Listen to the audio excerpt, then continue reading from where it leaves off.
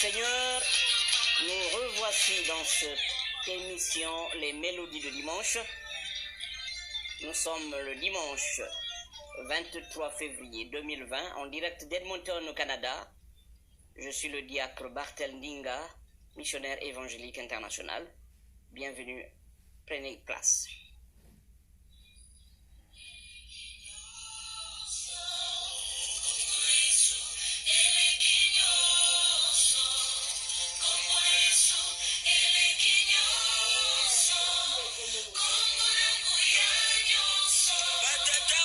Alors, bienvenue à cette émission. Connectez-vous. Invitez vos amis et surtout partagez cette vidéo. C'est par là aussi que nous pouvons obtenir notre grâce. C'est pour là que nous pouvons recevoir des bénédictions de la part de notre Seigneur Jésus-Christ. Alors, connectez-vous, prenez place, installez-vous et surtout, n'hésitez pas à inviter vos amis pour suivre ce direct d'Edmonton au Canada où le mercure est clément aujourd'hui. Nous avons franchi la barre positive pour se retrouver à 3 degrés Celsius.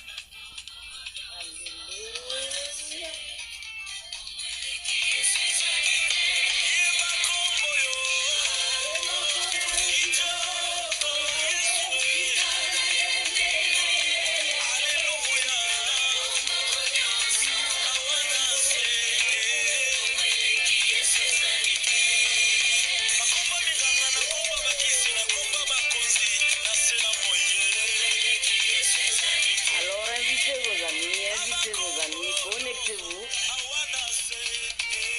Nous allons bientôt commencer cette émission.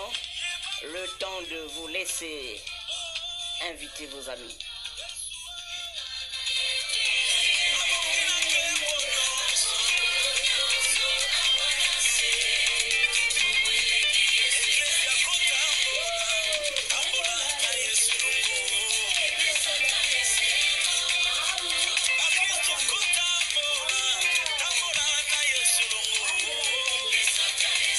Bienvenue à toi, Alia Inyumba, depuis ta position. Je te souhaite la bienvenue dans la paix de Jésus-Christ. L'émission s'appelle Les Mélodies de dimanche.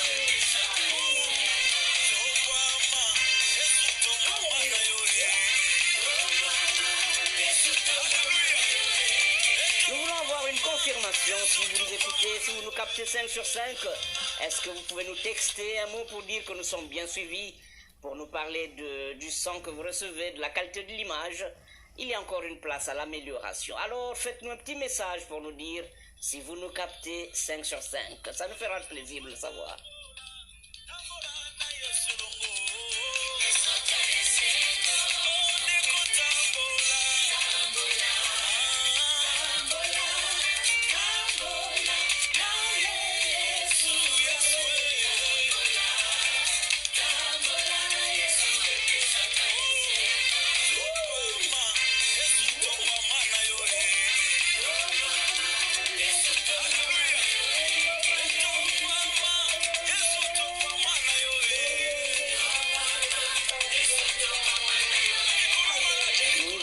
Parler de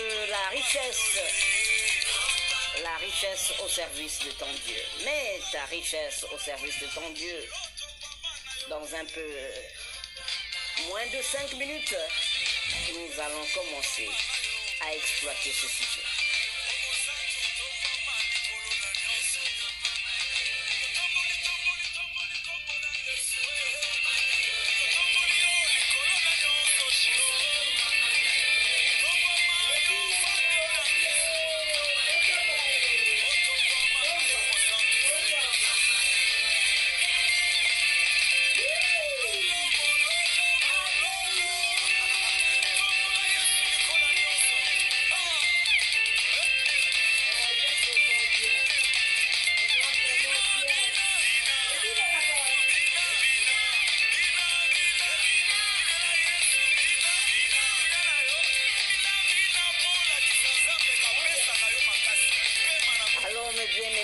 Seigneur, nous allons commencer ce moment de prière par une prière. Et je nous invite à prier de tout cœur avec moi. Yahvé, notre Dieu Tout-Puissant, nous voici une fois de plus devant toi. Tu viens de nous faire grâce en nous offrant cette possibilité de se retrouver à l'écoute de ta parole, parce que tu es Dieu et qu'il n'y a pas un autre nom au-dessus de toi. Merci pour cette grâce. Nous sommes rassurés, Papa, que tu prendras soin de ce moment de prière, tu prendras le contrôle de ce moment, tu agiras au milieu de tes enfants que nous sommes. Nous sommes venus à ta rencontre, nous sommes venus à ton écoute, nous sommes venus recevoir ce que tu as gardé pour nous. Merci, Papa, pour ton amour infini. Merci pour la force renouvelée. Merci pour l'esprit que tu renouvelles en nous. Merci pour le souffle de vie. Comment ne pas te magnifier? Comment ne pas te remercier? Comment ne pas te glorifier? Comment ne pas te louer pour tous tes bienfaits? Merci Seigneur, parce que tu nous aimes. Amen.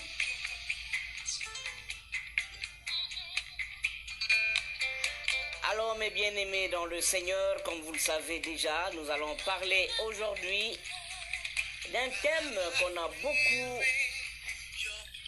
développé les 7 derniers jours, notamment cette semaine qui s'écoule. Apporte toutes tes richesses, apporte toute ta dîme à l'Éternel. Nous avons parlé de ce thème durant cette semaine. Et nombreux parmi les lecteurs de la Bible que nous sommes, nous avons consacré, mes bien-aimés dans le Seigneur, cette semaine aux méditations sur ce thème. Apporter toute notre dîme à l'Éternel. Nous avons, mes bien-aimés dans le Seigneur, voulu aborder ce même thème dans le cadre de ce rendez-vous hebdomadaire, les mélodies de dimanche, mais sous un autre angle. Un angle tout à fait différent du thème général, mais nous resterons dans le thème pour parler justement des finances. Alors notre thème aujourd'hui, mets ta richesse au service de ton Dieu. Mets ta richesse au service de ton Dieu. C'est le thème que nous allons exploiter et nous allons vous donner la possibilité de vous exprimer, la possibilité de prier, la possibilité de participer à cette émission. Si vous appelez ce numéro WhatsApp, qui est le 1 780 994 9906. Je vais reprendre. Vous avez la possibilité de participer à cette émission. Vous avez la possibilité de poser des questions. Vous avez la possibilité de prier. Vous avez la possibilité d'intervenir, n'est-ce pas mon bien-aimé frère Robert Mambouli? Alors, c'est de nous appeler en direct en composant ce numéro WhatsApp qui est le 1 780 994 9906. Je reprends 1 780 994 9906. C'est ce numéro WhatsApp que vous utiliserez si vous voulez entrer en direct avec cette émission pour poser des questions, prier ou dire ce que vous pensez par rapport au thème que nous allons développer. Bienvenue à toi Célestine depuis ta position. Que la paix de Jésus-Christ soit avec toi. Merci d'être là. Alors, sans plus tarder, nous allons écoutez cette belle mélodie de la part de la Dilva qui s'occupe de la cabine technique. Elle a préparé pour vous cette musique.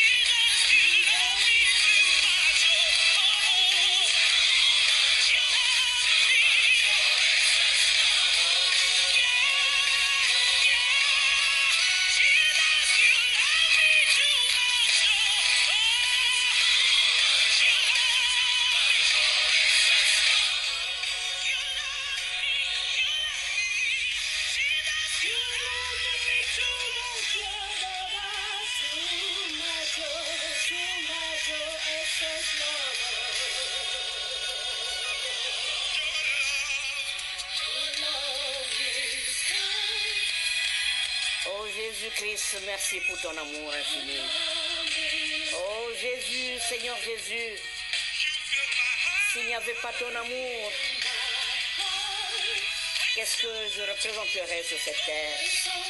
Qu'est-ce que je serais? Qu'est-ce que je ferais sur cette terre?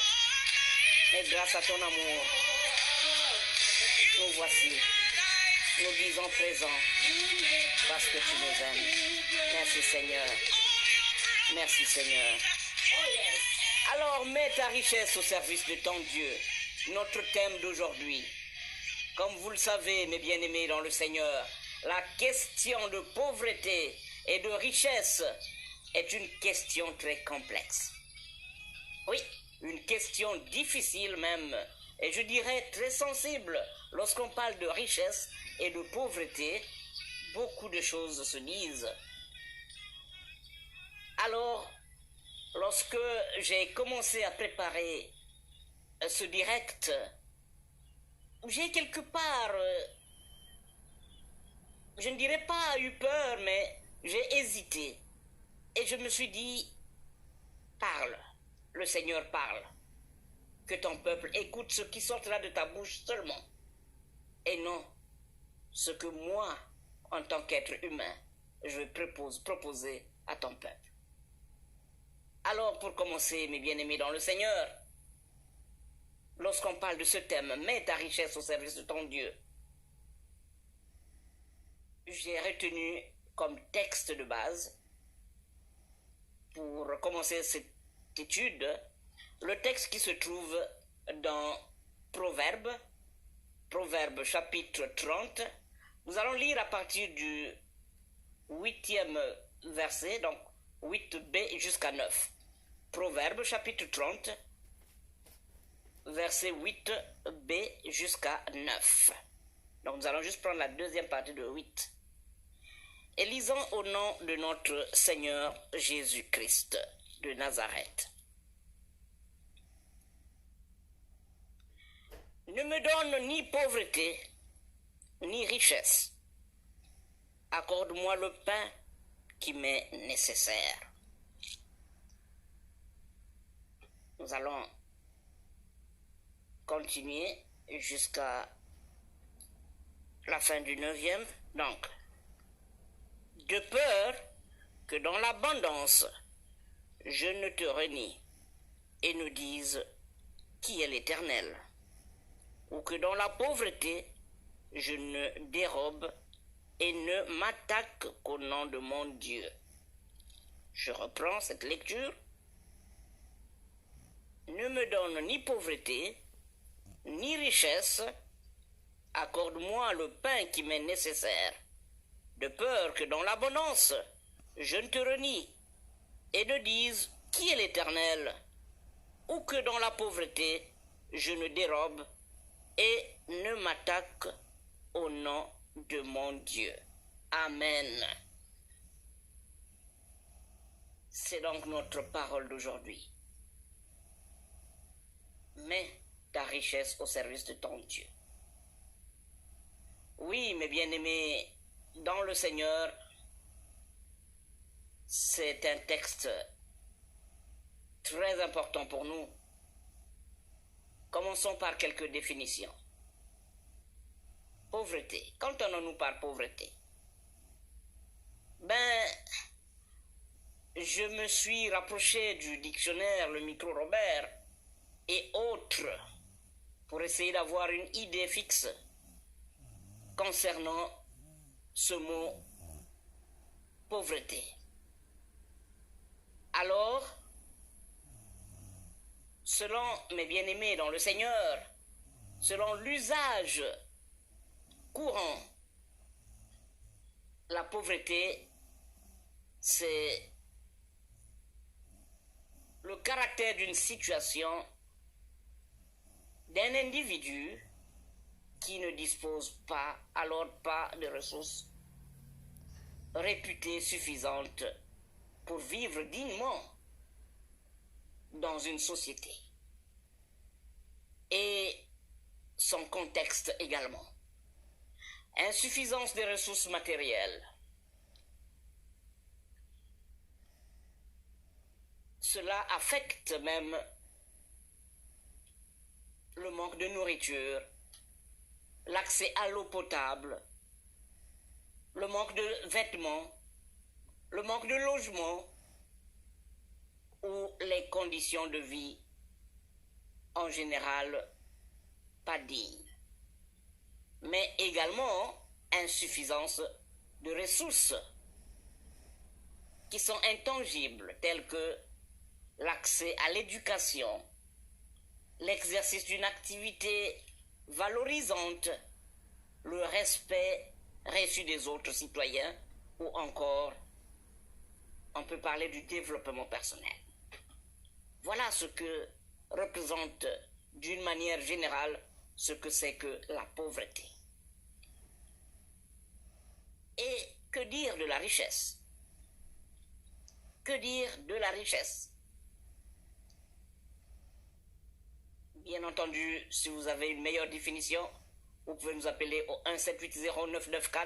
1-780-994-9906, c'est notre numéro WhatsApp, pour participer à ce direct, nous l'avons dit. Alors, la richesse, c'est quoi? La richesse, n'est-ce pas, mon bien-aimé Martin Bungu, c'est le fait d'avoir une quantité importante et même suffisante des besoins. C'est-à-dire l'état d'une personne riche, influente, l'état d'une personne disposant de biens matériels, l'argent, exemple une grande fortune,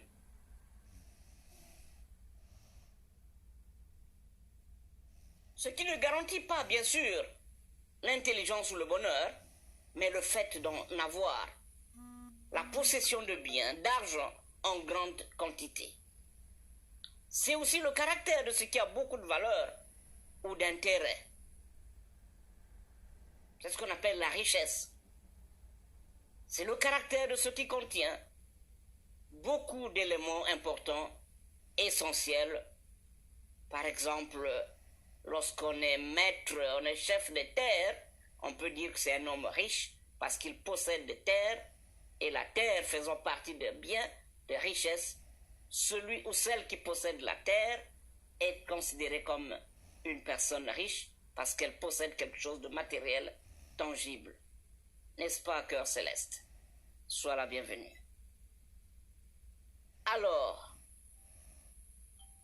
pourquoi les chrétiens que nous sommes devons-nous mettre notre richesse au service de notre Dieu? Voilà une question que l'on peut se poser. Pourquoi est-ce que nous devons mettre notre richesse au service de notre Dieu? Pourquoi est-ce que nous ne garderons pas notre richesse pour nous-mêmes, pour nos enfants, pour notre famille?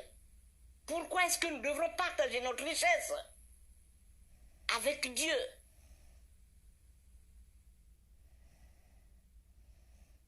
Lisons dans Psaume chapitre 24, la toute première strophe. Psaume 24, la toute première strophe. J'ajoute que vous pouvez participer en nous appelant sur ce numéro WhatsApp, le 1-780-994-9906, soit pour lire le passage biblique, soit pour faire une prière, soit pour nous poser une question. Nous sommes à votre disposition. Alors nous allons lire dans Psaume chapitre 24, la toute première strophe.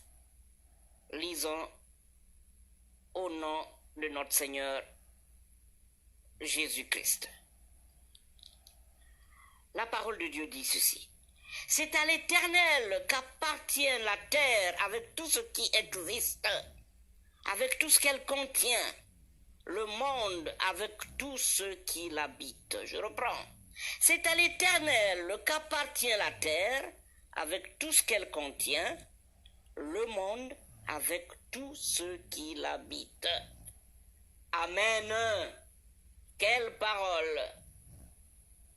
La terre et tout ce qui existe appartient à l'Éternel. Le monde entier et tout ce qui forme le monde appartient à l'Éternel.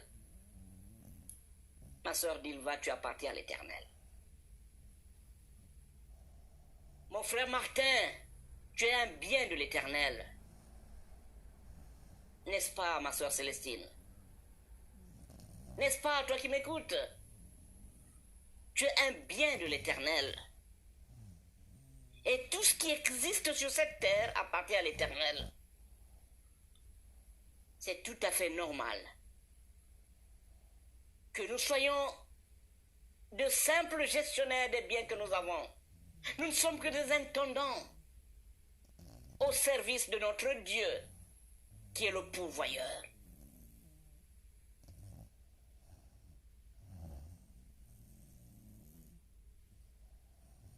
Nous pourrons également lire dans Agé chapitre 2, le verset 8, dans Actes chapitre 8, le verset 20. Et nous verrons que Simon vit que l'Esprit Saint était donné aux croyants quand les apôtres leur imposaient la main. Alors il leur proposa de l'argent et leur dit: donnez à moi aussi ce pouvoir que vous avez, pour que ceux à qui moi aussi j'imposerai mes mains reçoivent l'Esprit Saint. C'était la demande de Simon. Mais Pierre lui répondit: que ton argent périsse, et toi avec lui, puisque tu t'es imaginé qu'on pouvait se procurer le don de Dieu avec de l'argent. L'argent ne fait pas le bonheur. Ce n'est pas parce que tu as beaucoup d'argent que tu peux acheter un don de Dieu. Il ne s'achète pas.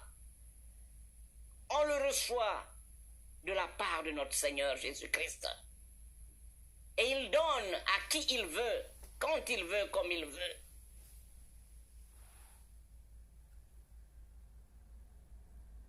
Bien-aimés dans le Seigneur, comment faire pour mettre notre richesse au service de notre Dieu? Nous convenons que oui, nous ne sommes que des gestionnaires, nous ne sommes que des intendants.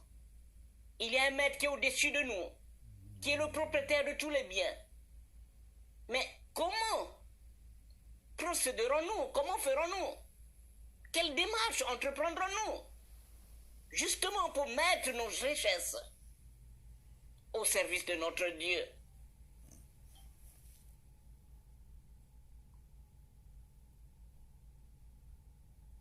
Lisons dans Proverbes chapitre 11, le verset 23. Proverbes chapitre 11, le verset 23. Que dit la Bible? Proverbe 11, le verset 23. Lisons au nom de notre Seigneur Jésus-Christ. Le désir des justes, c'est seulement le bien. L'attente des méchants, c'est la fureur. Voilà.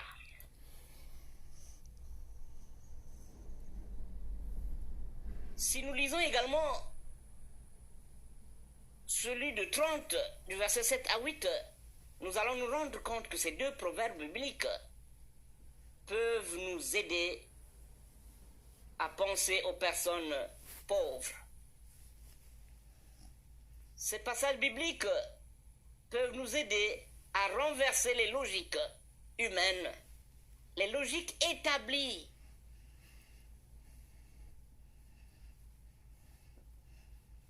C'est-à-dire, ces deux paroles peuvent établir de l'équilibre sur cette question très sensible qui est de la pauvreté et de la richesse.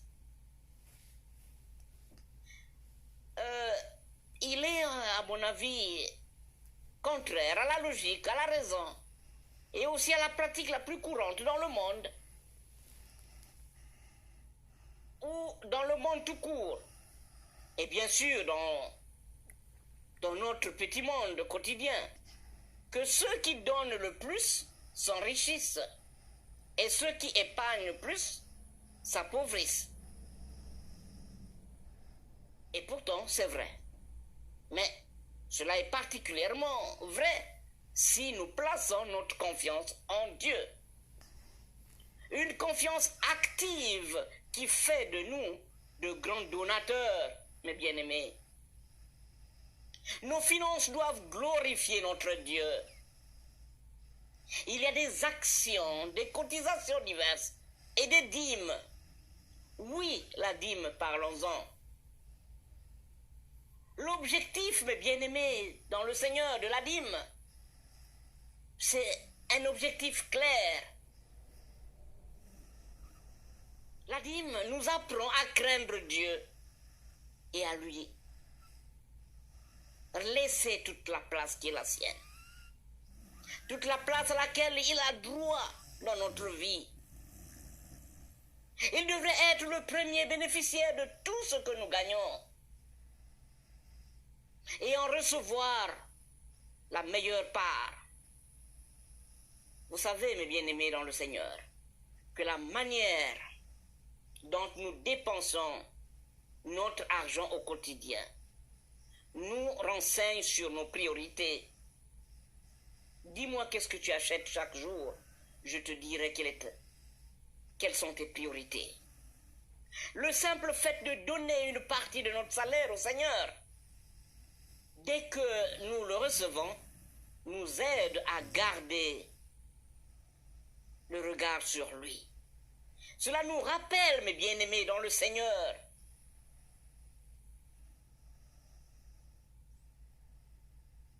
cela nous rappelle que nous sommes en contact avec notre Dieu.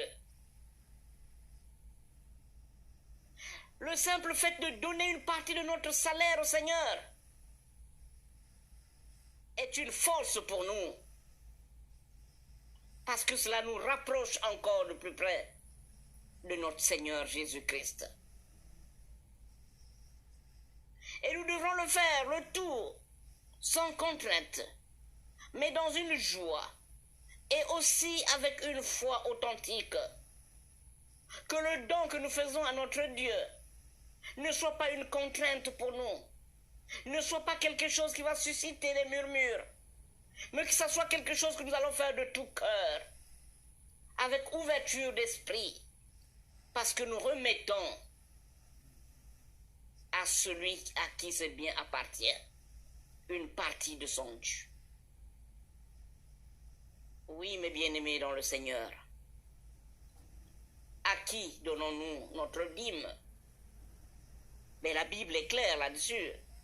Les Juifs remettaient leur dîme aux Lévites, les responsables d'église, les chefs religieux, qui peuvent être représentés aujourd'hui par les pasteurs, les évangélistes et autres responsables de Dieu, pleinement établis comme prêtres, comme pasteurs, comme évangélistes, pas ceux qui, parce qu'ils ont passé une nuit trouble, avec des moustiques qui l'ont fatigué durant toute la nuit, le lendemain il se réveille, il s'autoproclame pasteur, serviteur de Dieu, à qui on doit aller tout de suite aller remettre la dîme. Non, ceux-là ne méritent pas de recevoir cet argent de Dieu. Votre serviteur que je suis ne viendrai jamais vous demander de payer la dîme, parce que je ne suis pas pasteur consacré. Je suis au service de l'Éternel à temps partiel, parce que j'ai mon travail que je fais en dehors de l'évangélisation. Je ne peux pas venir vous demander de payer la dîme. La dîme ne doit pas aller entre les mains, comme je le dis, de ceux qui sont prêts à aller derrière la maison, acheter le col pastoral, mettre au cou, avoir une robe pastorale, s'autoproclamer, venir demander à l'église de payer la dîme. Bien-aimés dans le Seigneur, à chacun son tour devant le Seigneur pour rendre compte de nos actes. Cela n'est pas une raison pour toi de dire que puisque dans le monde, il y a des serviteurs ou des soi-disant serviteurs qui peut-être ne méritaient pas d'être là où ils sont, que vous n'allez pas donner la dîme, non. Il est vrai qu'aujourd'hui, dans le corps pastoral, je causais avec un ami d'ailleurs, à qui j'ai posé la question, et par respect, je ne dirais pas quelle est sa nationalité. J'ai posé la question, comment as-tu fait pour devenir pasteur? Il m'a dit, oh ben Bartel, j'ai hérité cela de mon père était un grand pasteur. Je dis, ah bon? Je pensais que tu avais reçu l'appel, au fond. Tu l'as hérité de ton père. Eh oui, malheureusement, ils sont nombreux comme ça. Ils sont nombreux comme ça, qui confondent vocation et héritage, qui confondent vocation et métier. Vous savez, mes bien-aimés dans le Seigneur, être pasteur est une tâche, est une vocation, mais ce n'est pas un métier pour se faire de l'argent.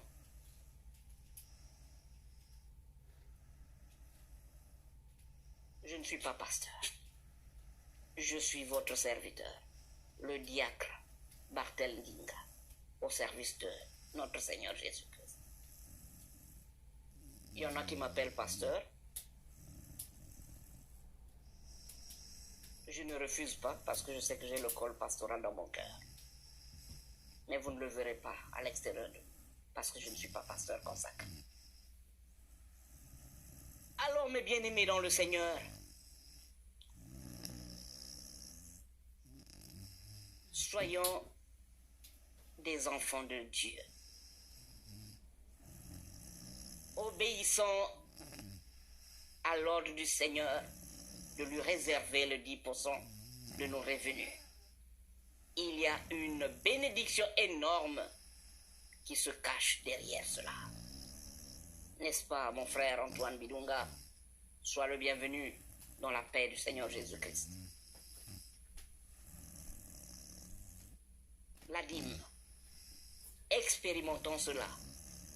Donnons. Et c'est une façon de mettre notre Dieu à l'épreuve pour qu'il ouvre les écluses du ciel, pour qu'il te redonne cette bénédiction. Elle ne va pas coller vite. Cette dîme va servir aussi à prendre soin des orphelins. Cette dîme va servir à prendre soin des veuves. Cette dîme va prendre soin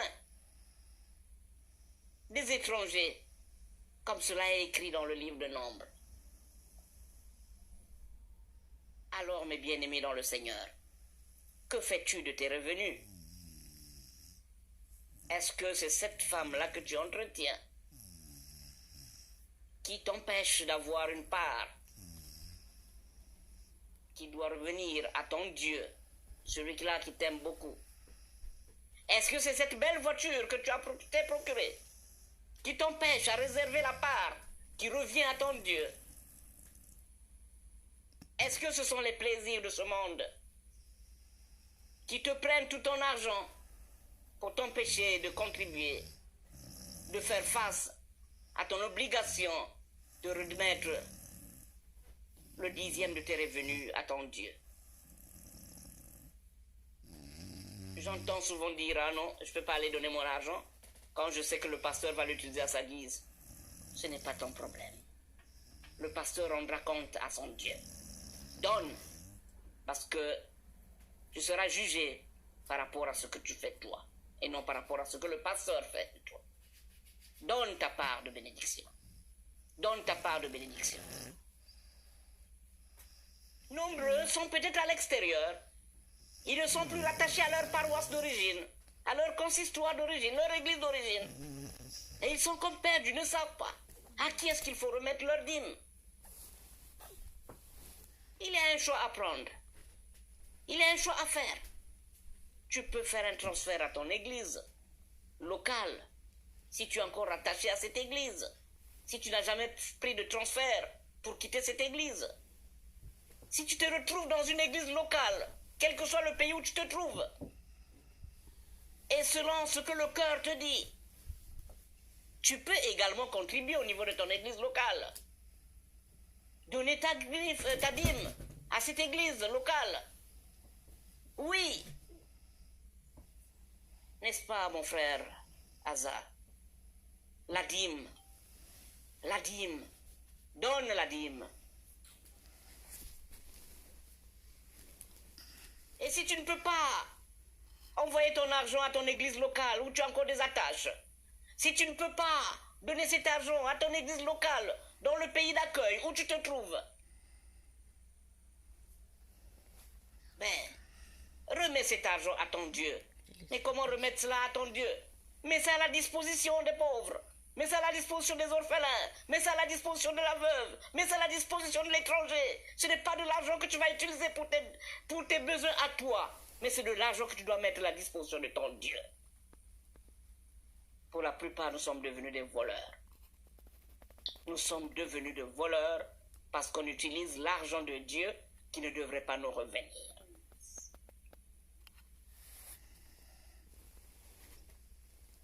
Parlons un tout petit peu des risques ou des dangers de la richesse. Lorsque quelqu'un pense être riche, il y a souvent le moi qui prend la place du nous. Il y a souvent le moi qui prend la place de grâce à Dieu. Si je suis trop riche, je pourrais trahir Dieu en disant qui est Dieu. C'est ce que nous avons lu dans notre texte d'entrée. C'est une façon de dire que si tout va bien pour nous, nous pourrions être tentés de prétendre que Dieu ne nous sert à rien. Nous n'avons pas besoin de lui. Nous risquons alors, mes bien-aimés dans le Seigneur, d'oublier que Dieu est à l'origine de toutes choses et que tout ce que nous avons, c'est par lui que nous avons. Nous devrons donc prendre au sérieux l'avertissement, mes bien-aimés dans le Seigneur, l'avertissement de Dieu au peuple d'Israël, avant qu'il n'entre dans le pays, dans la terre promise. Quand tu seras entré dans ce beau pays, dit l'Éternel, garde-toi d'oublier le Seigneur ton Dieu. C'est Dieu seul, lui seul, qui nous fait entrer dans un bon pays. Le bon pays pour toi et moi, c'est quoi? Ce sont tes attentes. Cette vie que tu as toujours rêvé et que tu continues de rêver. Le bon pays pour toi, c'est de vivre justement cette vie que tu avais rêvée. Le bon pays pour toi, c'est quoi? C'est tenir bon jusqu'à entrer dans le royaume des cieux.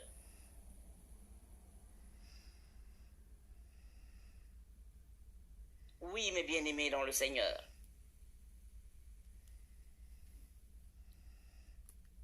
L'amour aveugle de la richesse est aussi un grand danger qui guette ceux qui se disent riches. C'est une idolâtrie, comme nous le décrit Colossiens, chapitre 3, le verset 5. En fait, de la richesse, une fin en soi. C'est Dieu qu'il faut servir et non notre richesse ou bien un bien matériel. Il faut choisir entre Dieu et Mammon. Ce dernier n'étant pas proprement parlé une personne ou une divinité bien identifiée à l'époque de Jésus. Ce nom Mammon, qui vient de l'araméen, se rapporte à tout ce que l'on possède, nos biens matériels qui nous empêchent de nous concentrer pour s'occuper de notre Dieu, entre être nos richesses, en particulier l'argent, avec toutefois une nuance d'injustice. L'endurcissement de notre cœur, voilà un autre danger qui guette l'homme riche, sinon celui qui a beaucoup de moyens. La richesse empêche la semence de Dieu, de l'évangile, de se développer dans nos vies. Comme nous pouvons lire dans Luc chapitre 8, le verset 14. La parabole du semeur nous éclaire là-dessus. La conséquence d'une trop grande richesse, mes bien-aimés, Cela peut devenir un mauvais riche, centré sur soi-même, qui n'a pas d'autre objectif que de se servir lui-même. Un être égoïste, un être avare, un être cupide, qui fait une mauvaise chose, un mauvais usage de ses richesses, comme l'écrit l'apôtre Jacques. Et ces richesses, mes bien-aimés dans le Seigneur, sont alors considérées comme des richesses pourries. À l'image du véritable dépérissement, mes bien-aimés, le dépérissement spirituel, bien sûr, de celui ou de celle qui les possède. Alors ce mauvais riche ne se donne pas de bons fruits.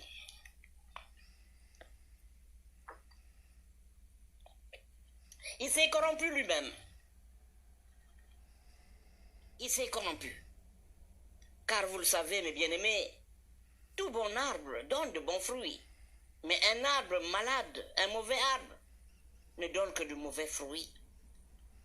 Ce n'est pas moi qui le dis, mais c'est Jésus qui le déclare dans Matthieu chapitre 7, le verset 17 à 18. Or, la corruption, mes bien-aimés dans le Seigneur, est l'un des premiers problèmes des pays pauvres et l'un des principaux obstacles au développement.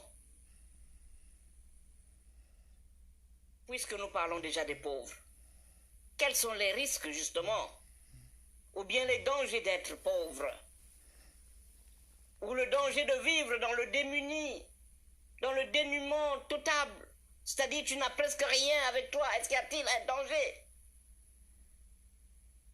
Oui, il y a des dangers lorsqu'on n'a pas de moyens.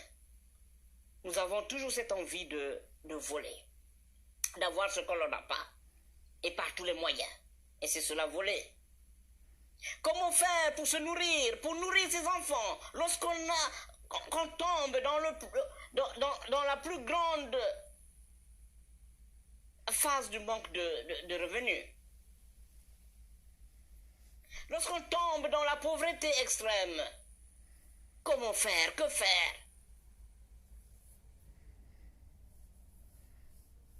On sait combien ceux qui n'ont pas de quoi vivre peuvent être tentés de trouver des solutions radicales à leur situation, y compris le vol, parfois c'est le mensonge, et parfois la violence même,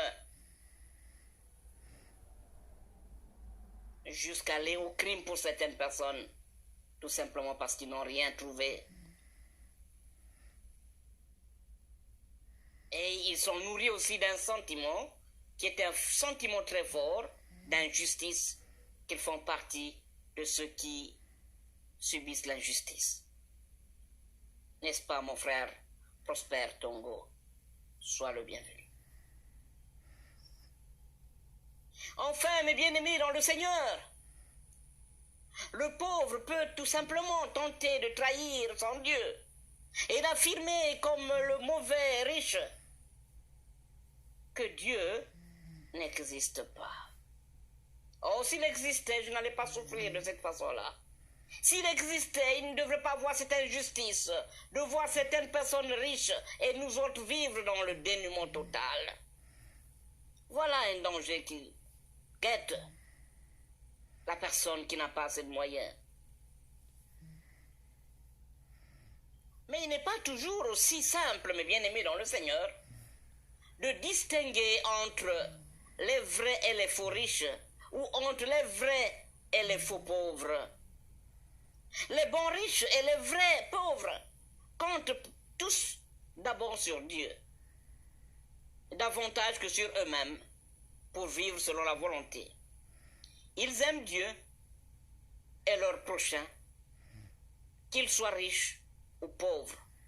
Voilà ce que j'appellerais les bons riches ou alors les bons pauvres. Ce n'est pas un péché d'être riche, non. Ce n'est pas une mauvaise chose d'avoir des richesses, non. C'est Dieu qui bénit. C'est Dieu qui donne. C'est Dieu qui fait grâce.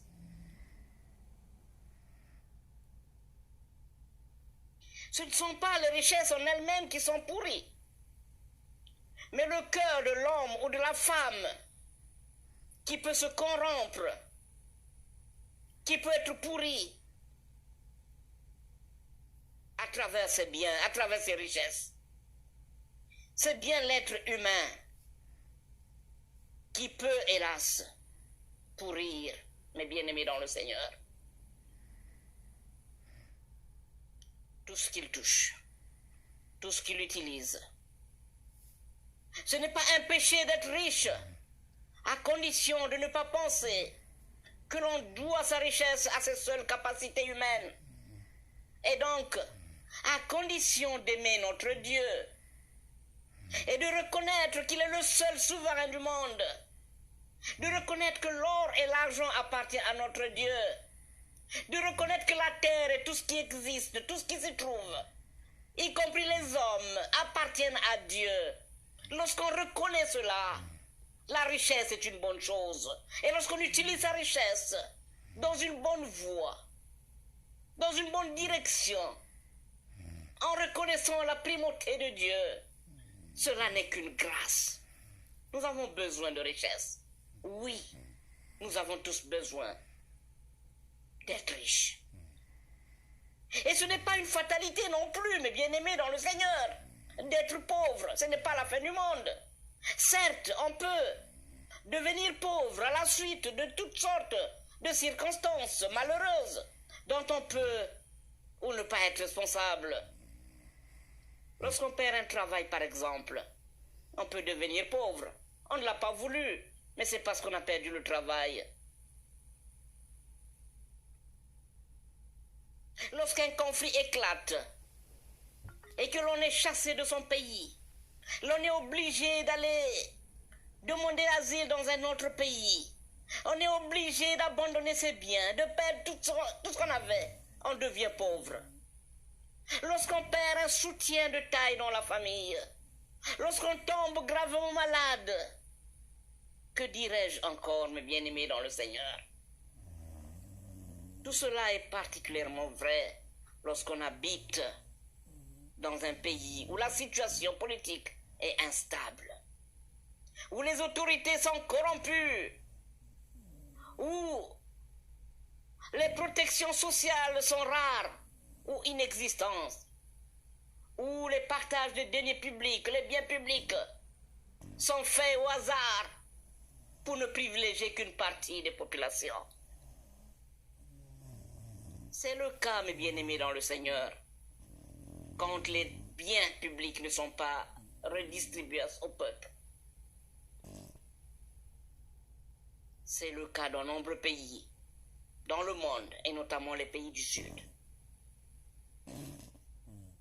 Le bon riche doit donc se méfier que sa richesse ne devienne pas un piège pour lui, au point qu'il en oublie Dieu et son prochain, et surtout qu'il oublie que sa foi en Jésus-Christ est sa seule véritable richesse. La richesse n'est pas la plus belle voiture qu'on a. Ce n'est pas parce qu'on est chef d'entreprise, mais c'est parce qu'on connaît Jésus-Christ et parce qu'on fait de lui la première richesse. Voilà ce que devrait garder l'homme riche. Les riches, parmi nous, parmi ceux qui suivent ce direct, les mélodies de dimanche, doivent mettre leur foi en pratique. C'est-à-dire,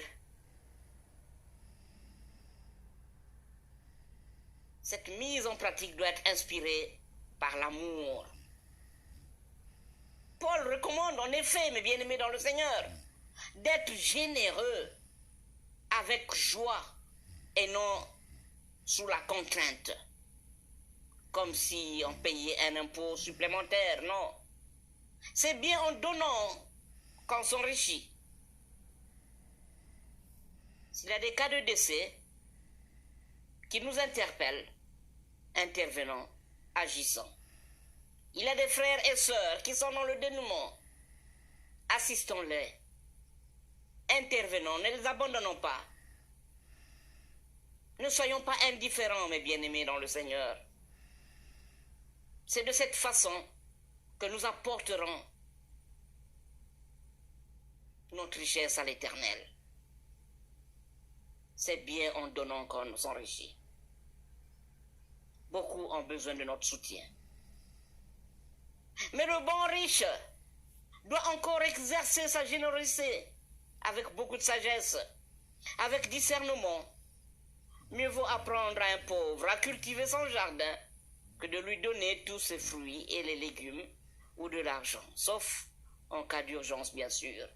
Et le vrai pauvre doit se méfier de ne pas prendre sa pauvreté comme un prétexte pour se révolter contre Dieu et contre l'injustice qui le frappe. Ou pour compter uniquement sur les autres.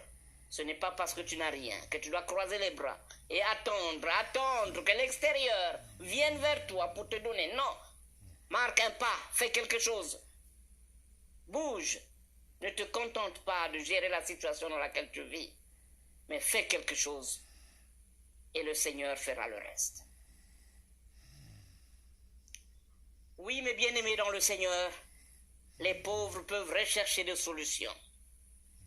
Dans la foi, avec une confiance en soi, avec une confiance en Dieu, avec la prière, car Dieu entend la prière du juste.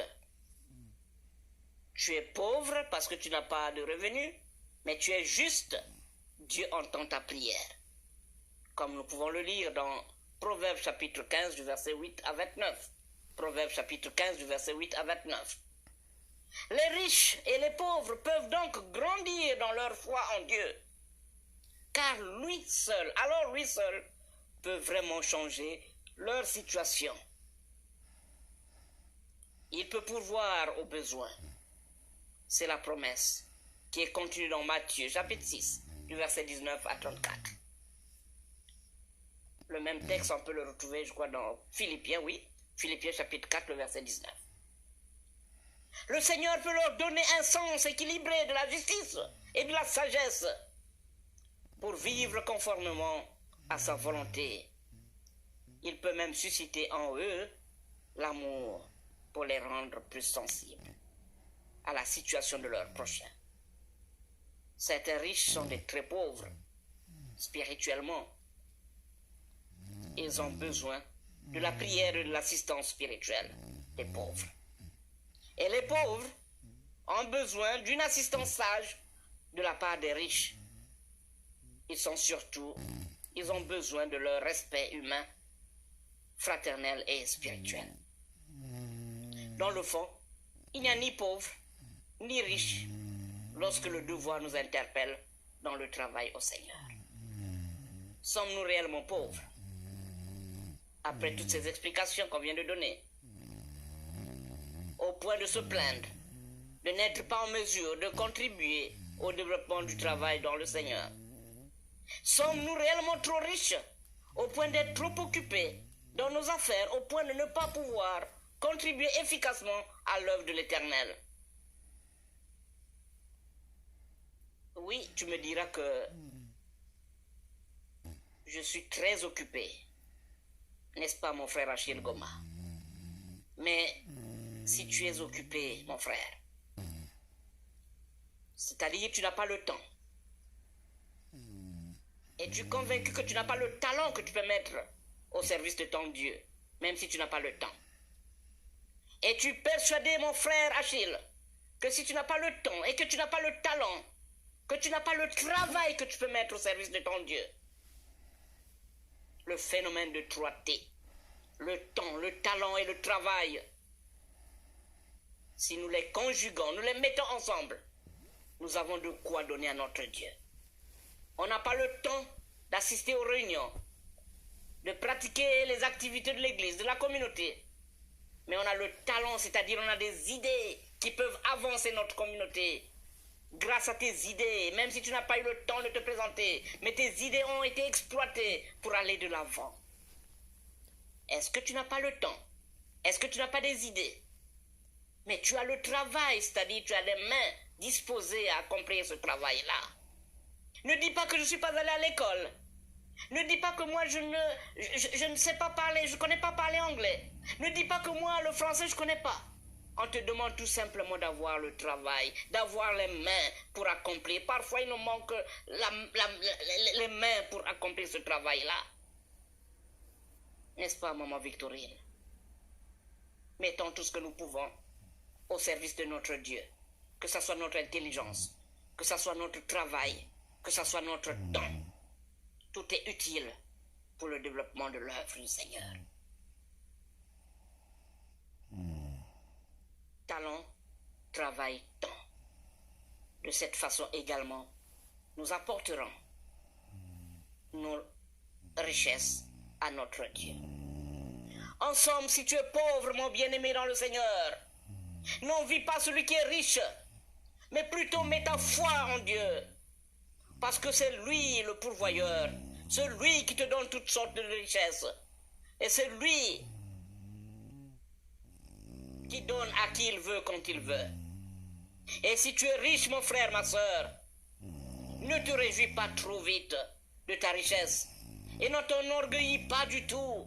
Car souviens-toi que de l'or et l'argent appartiennent à Dieu. Il peut n'importe quand t'en retirer et donner à qui il veut. Quand il veut, riche ou pauvre, nous avons tous une responsabilité, celle de payer notre dîme. Payons la dîme, payons toute notre dîme à l'Éternel notre Dieu. C'est à lui qu'appartient le 10e de tous nos revenus. Que Dieu bénisse cette parole. Amen. Alors, mes bien-aimés dans le Seigneur, nous allons nous concentrer pour avoir notre moment de prière. Si nous réalisons que jusque-là, nous avons menti, nous avons volé, parce que nous n'avons pas apporté notre dîme à l'Éternel, parce que nous n'avons pas mis nos richesses à la disposition de notre Dieu, il est grand temps de réfléchir, de demander pardon.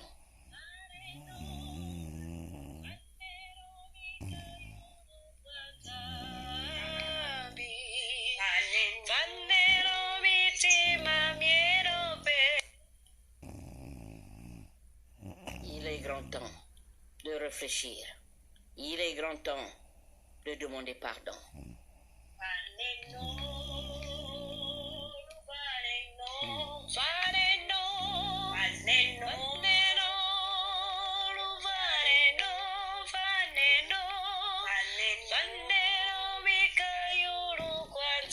Donnons à l'Éternel notre Dieu, lui qui est le pourvoyeur de tout.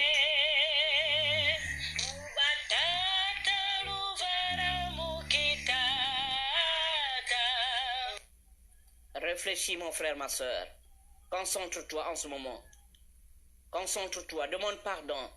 Si jusque-là, tu n'as jamais pensé à donner la dîme, le moment est venu pour toi de demander pardon. Demande pardon à ton Dieu. Demande pardon à ton Dieu. Demande pardon. Il va t'écouter en ce moment même. Il va t'écouter en ce moment.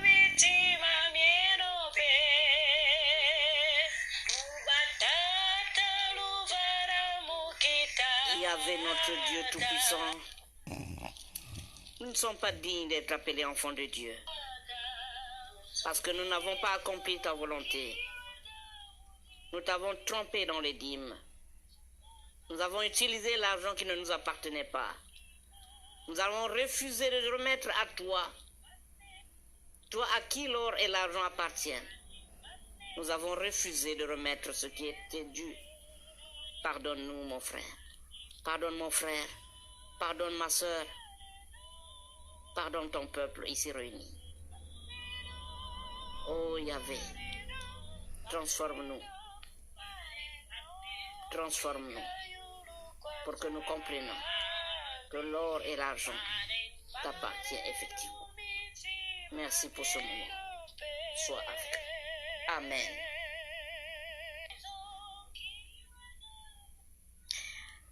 Alors nous allons vers la fin de ce direct en vous rappelant que Si vous faites un tour du côté de notre chaîne YouTube, n'oubliez pas de cliquer sur le lien d'abonnement. C'est de cette façon que vous contribuerez aussi au développement de cette chaîne. N'oubliez pas de cliquer sur la chaîne YouTube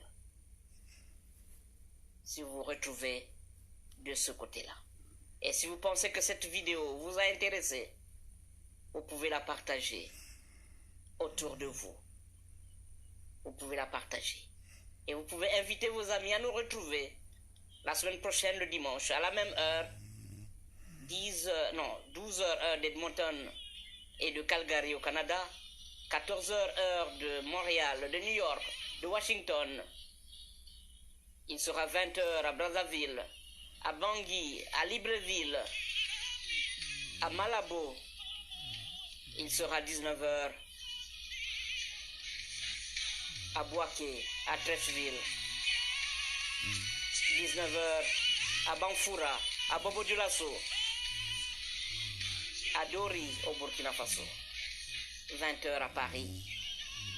Soyez les nôtres le dimanche prochain pour un autre thème. Nous vous disons au revoir. Restez dans la paix de notre Seigneur Jésus-Christ.